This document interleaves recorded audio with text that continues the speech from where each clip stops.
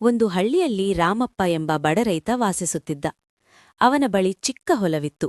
ಮಳೆಯ ಕೊರತೆ, ಸಾಲದ ಒತ್ತಡ ಇದ್ದರೂ ರಾಮಪ್ಪ ತನ್ನ ಕೆಲಸದಲ್ಲಿ ಪ್ರಾಮಾಣಿಕತೆಯನ್ನು ಬಿಡಲಿಲ್ಲ. ಪ್ರತಿದಿನ ಬೆಳಗ್ಗೆ ಸೂರ್ಯೋದಯಕ್ಕೂ ಮೊದಲು ಹೊಲಕ್ಕೆ ಹೋಗಿ ದುಡಿಯುತ್ತಿದ್ದ. ಒಂದು ದಿನ ಹೊಲ ಉಳುಮೆ ಮಾಡುತ್ತಿದ್ದಾಗ ಅವನ ಕೈಗೆ ಮಣ್ಣಿನೊಳಗೆ ಹೊಳೆಯುವ ಬಂಗಾರದ ನಾಣ್ಯ ಸಿಕ್ಕಿತು. ರಾಮಪ್ಪ ಸಂತೋಷಗೊಂಡರೂ ಇದು ನನ್ನದೇ ಅಲ್ಲ ಎಂದು ಯೋಚಿಸಿದ. ಆ ನಾಣ್ಯವನ್ನು ಹಳ್ಳಿಯ ಮುಖ್ಯಸ್ಥರ ಬಳಿ ತೆಗೆದುಕೊಂಡು ಹೋಗಿ ಕೊಟ್ಟನು. ಹಳ್ಳಿಯವರು ರಾಮಪ್ಪನ ಪ್ರಾಮಾಣಿಕತೆಯನ್ನು ನೋಡಿ ಆಶ್ಚರ್ಯಪಟ್ಟರು. ಅದೇ ವರ್ಷ ಭಾರೀ ಮಳೆ ಸುರಿಯಿತು. ರಾಮಪ್ಪನ ಹೊಲದಲ್ಲಿ ಬೆಳೆಯಾದ ಬೆಳೆ ಬಹಳ ಉತ್ತಮವಾಗಿತ್ತು. ಇತರರ ಹೊಲಗಳಲ್ಲಿ ಬೆಳೆ ಹಾನಿಯಾದರೂ ರಾಮಪ್ಪನ ಹೊಲ ಮಾತ್ರ ಸಮೃದ್ಧವಾಗಿತ್ತು. ಹಳ್ಳಿಯವರು ಇದನ್ನು ಅವನ ನಿಷ್ಠೆ ಮತ್ತು ಶ್ರಮದ ಫಲ ಎಂದು ನಂಬಿದರು.